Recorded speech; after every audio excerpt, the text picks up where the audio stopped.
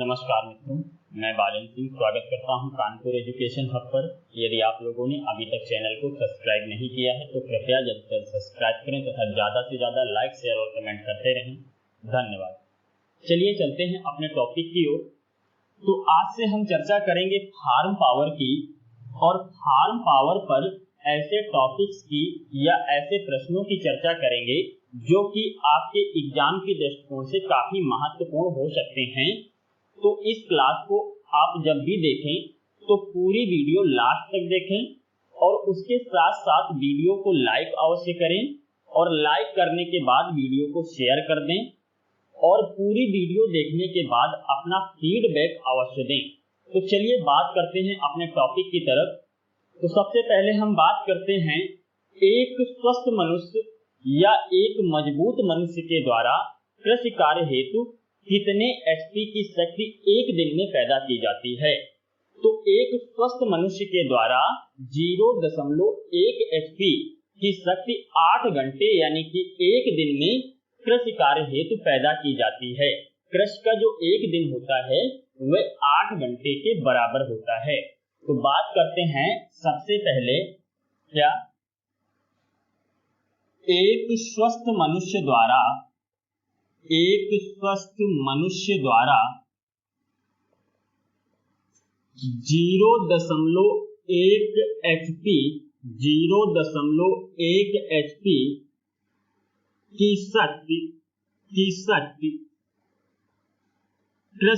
की शक्ति कृषि कार्य हेतु एक दिन में पैदा की जाती है। क्या एक स्वस्थ मनुष्य के द्वारा 0.1 एचपी की शक्ति कृषि कार्य हेतु एक दिन यानी कि 8 घंटे में पैदा की जाती है।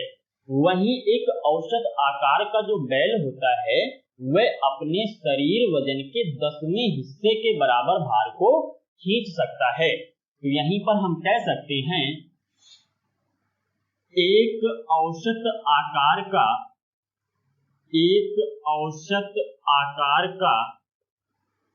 बैल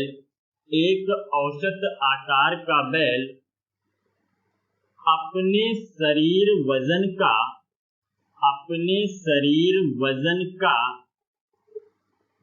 10वें हिस्से के बराबर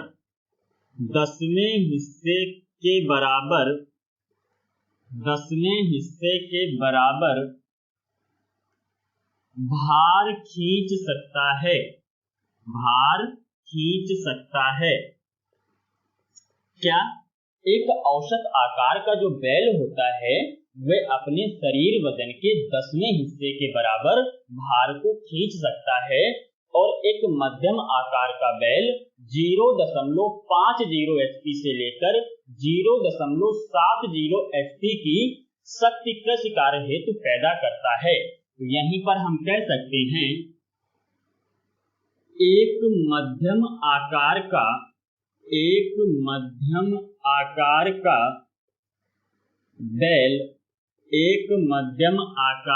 बैल 0.50 एचपी से 0.75 एचपी की शक्ति कृषि कार्य हेतु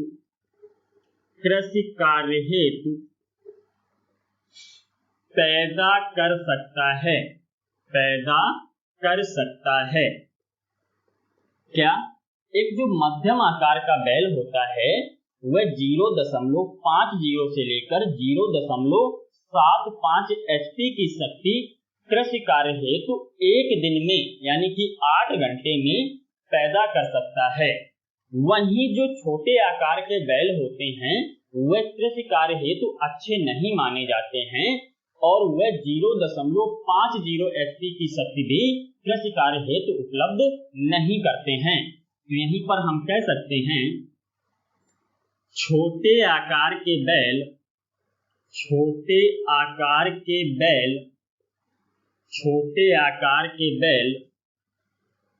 कृषि कार्य हेतु उपयुक्त नहीं होते हैं, उपयुक्त नहीं होते हैं तथा यह कृषि कार्य हेतु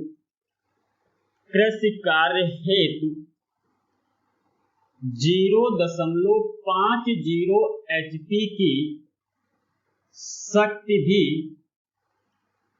उपलब्ध नहीं कर पाते हैं, उपलब्ध नहीं कर पाते हैं या कहें पैदा नहीं कर पाते हैं।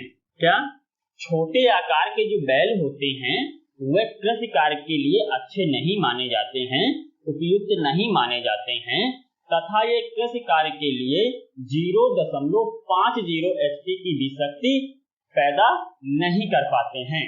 अब बात करें आगे तो नैपसेक स्प्रेयर में उपयोग किए जाने वाले जो उच्च गति के इंजन होते हैं वे पेट्रोल द्वारा संचालित किए जाते हैं।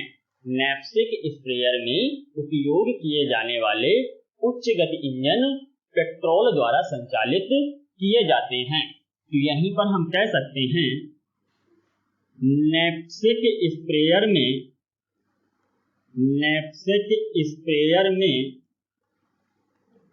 उपयोग किए जाने वाले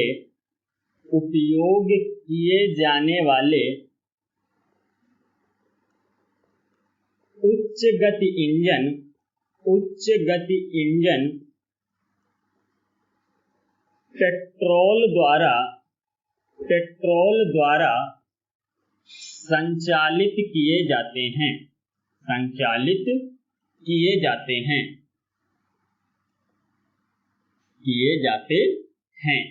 क्या जो नैपसेक स्प्रेयर में उच्च गति के इंजन प्रयोग किए जाते हैं उन इंजनों में पेट्रोल ईंधन का प्रयोग किया जाता है। ज्यादातर जो उच्च गति इंजन होते हैं, ज्यादातर उच्च गति इंजन पेट्रोल ईंधन के द्वारा ही संचालित होते हैं। ज्यादातर उच्च गति इंजन जो होते हैं वे सभी के सभी क्या हैं, पेट्रोल ईंधन के द्वारा ही संचालित होते हैं। अब बात करते हैं आगे।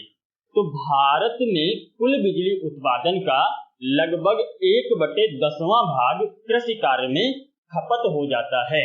यदि हम बात करें भारत में बिजली उत्पादन का कितने प्रतिशत हिस्सा कृषि कार्य में उपयोग होता है, तो भारत में बिजली उत्पादन का 10% हिस्सा कृषि कार्य में उपयोग हो जाता है। तो यहीं पर हम कह सकते हैं भारत में कुल बिजली उत्पादन का 1/10 हिस्सा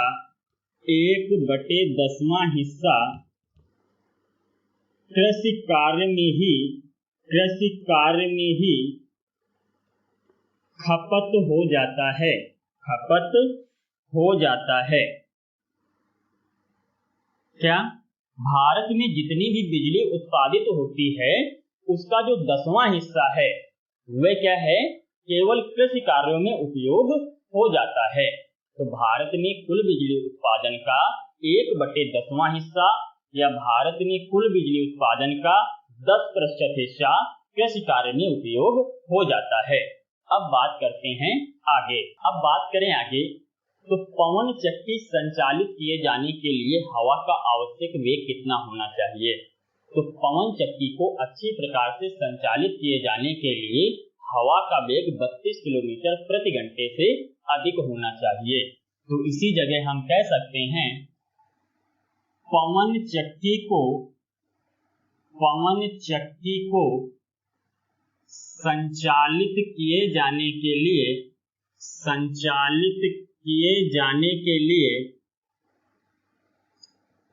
हवा का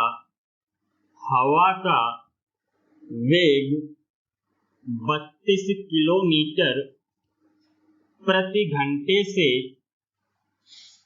अधिक होना चाहिए। क्या पवन चक्की को संचालित किए जाने के लिए या पवन चक्की को अच्छी प्रकार से संचालित किए जाने के लिए हवा का आवश्यक वेग 32 किलोमीटर प्रति घंटे से अधिक होना चाहिए और पवन चक्की हवा के 32 से 37 किलोमीटर प्रति घंटे के वेग पर अच्छी प्रकार से कार्य करती है। वहीं बात करें कि जो पवन चक्की होती है, पवन चक्की को रोटेट होने के लिए न्यूनतम हवा की आवश्यकता होती है। तो पवन चक्की जो होती है वह 5 किलोमीटर प्रति घंटे के हवा वेग पर तो स्थिर रहती है। जैसे ही हवा का वेग 5 किलोमीटर प्रति घंटे से अधिक होता है तो पवन चक्की रोटेट होना शुरू हो जाती है। वहीं पवन चक्की लगातार रोटेट होना 8 से 10 किलोमीटर प्रति घंटे हवा वेग पर शुरू होती है और पवन चक्की 32 से 37 किलोमीटर प्रति घंटे के हवा वेग पर अच्छी प्रकार से कार्य करती है। वहीं बात करें आगे तो जो पवन चक्की होती है, पवन चक्की की औसत क्षमता कितनी होती है? तो पवन चक्की की औसत क्षमता 0.50 HP होती है। तो इसी जगह हम कह सकते हैं पवन चक्की की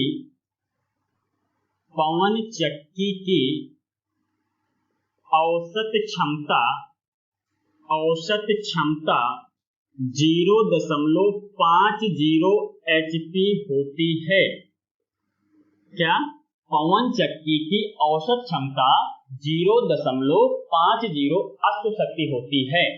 पवन चक्की की औसत क्षमता कितनी है? तो पवन चक्की की औसत क्षमता 0.50 HP है।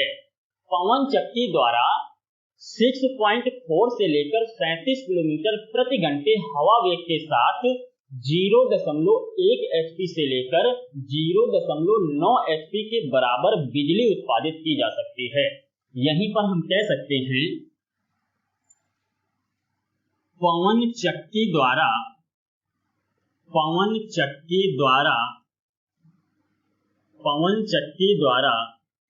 6.4 से लेकर 37 किलोमीटर 37 किलोमीटर पर आवर हवा वेग के साथ प्रति घंटे हवा वेग के साथ 0.1 से लेकर 0.9 HP के मध्य 0.9 HP के मध्य बिजली उत्पादित की जा सकती है। बिजली उत्पादित की जा सकती है। क्या?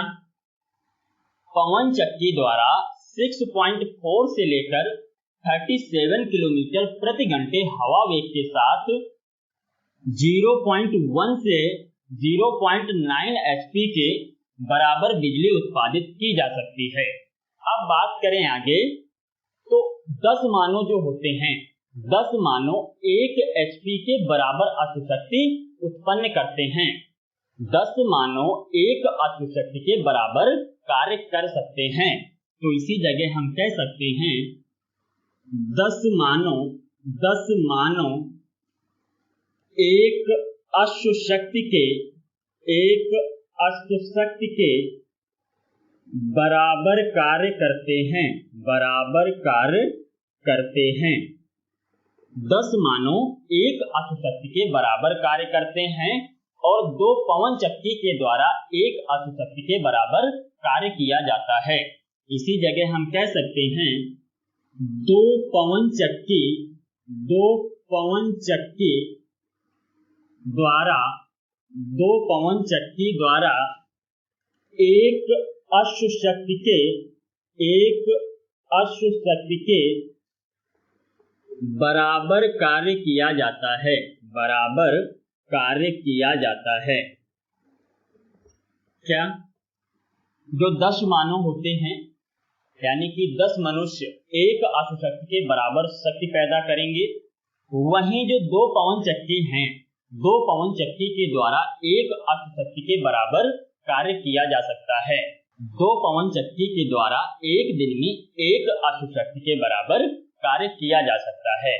अब बात करते हैं आगे तो कार्बोरेटर टाइप इंजन में तरल ईंधन को हवा के साथ मिलाया जाता है।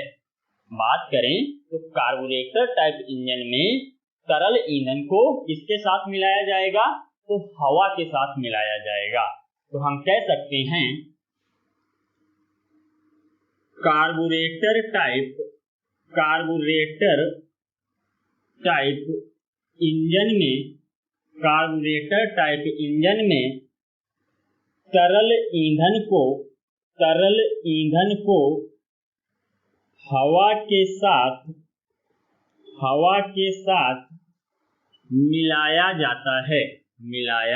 जाता है। कार्बोरेटर टाइप इंजन में यानी कि पेट्रोल इंजन में जो तरल ईंधन है उसको हवा के साथ मिक्स किया जाता है, एयर के साथ मिक्स किया जाता है।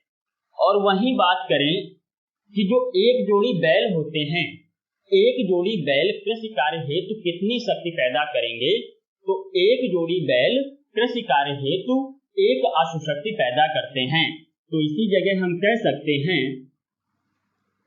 एक जोड़ी बैल कृषि कार्य हेतु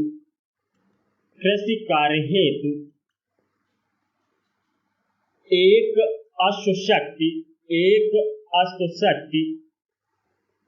पैदा करते हैं। क्या एक जोड़ी जो बैल हैं वह कृषि कार्य के लिए एक अश्वशक्ति पैदा करते हैं।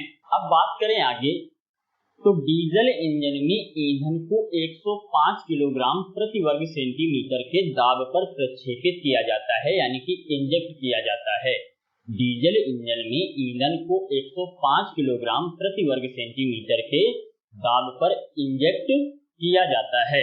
इसी जगह हम कह सकते हैं डीजल इंजन में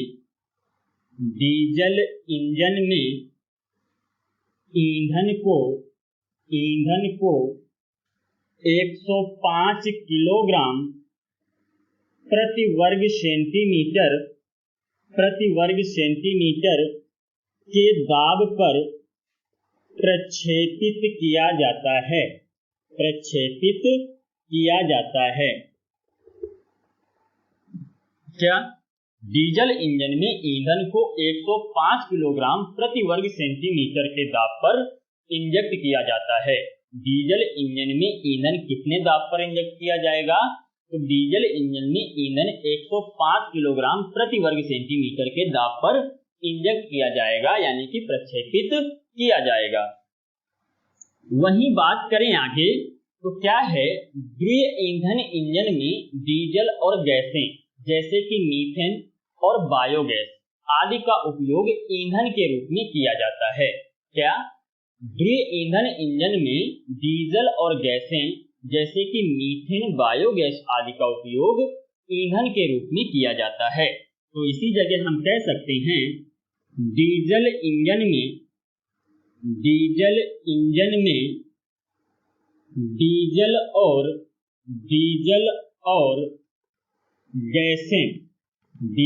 और गैसें जैसे क्या, जैसे मीथेन, बायोगैस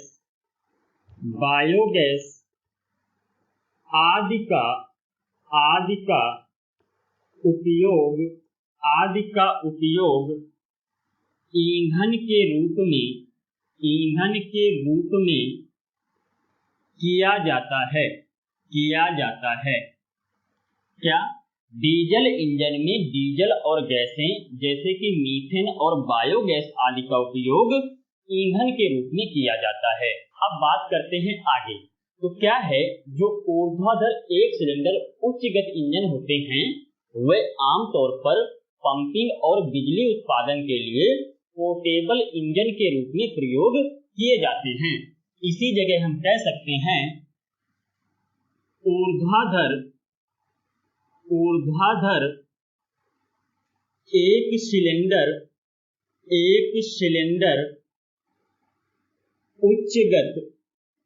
उच्च गति इंजन, ऊर्ध्वाधर एक सिलेंडर उच्च गति इंजन आमतौर पर पंपिंग तथा बिजली उत्पादन के लिए पोर्टेबल इंजन के रूप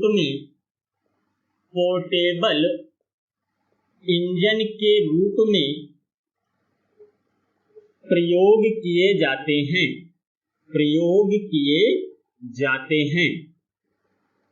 क्या?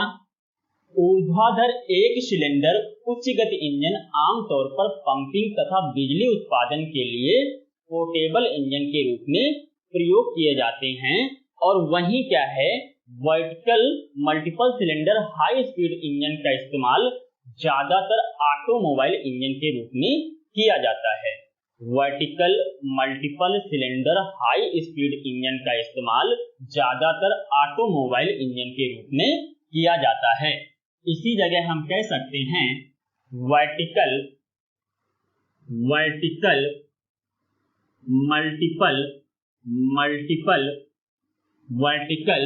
मल्टीपल सिलेंडर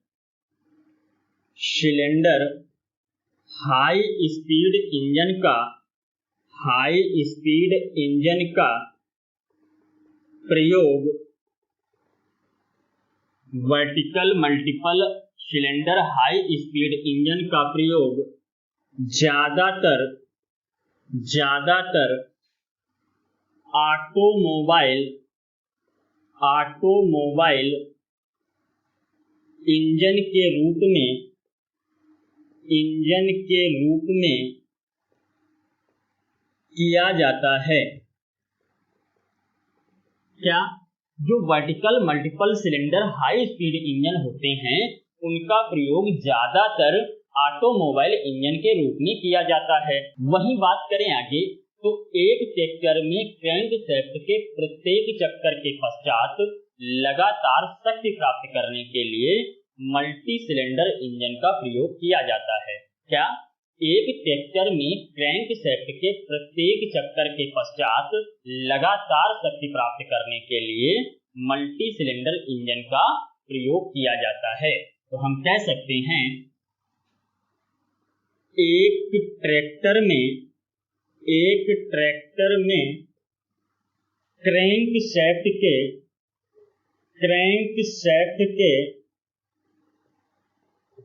प्रत्येक चक्कर के पश्चात लगातार शक्ति प्राप्त करने के लिए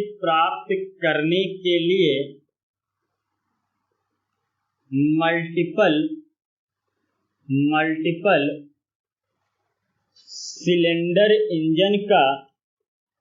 सिलेंडर इंजन का प्रयोग किया जाता है। क्या? एक ट्रैक्टर में क्रैंकशाफ्ट के प्रत्येक चक्कर के पश्चात लगातार शक्ति प्राप्त करने के लिए मल्टीपल सिलेंडर इंजन का प्रयोग किया जाता है।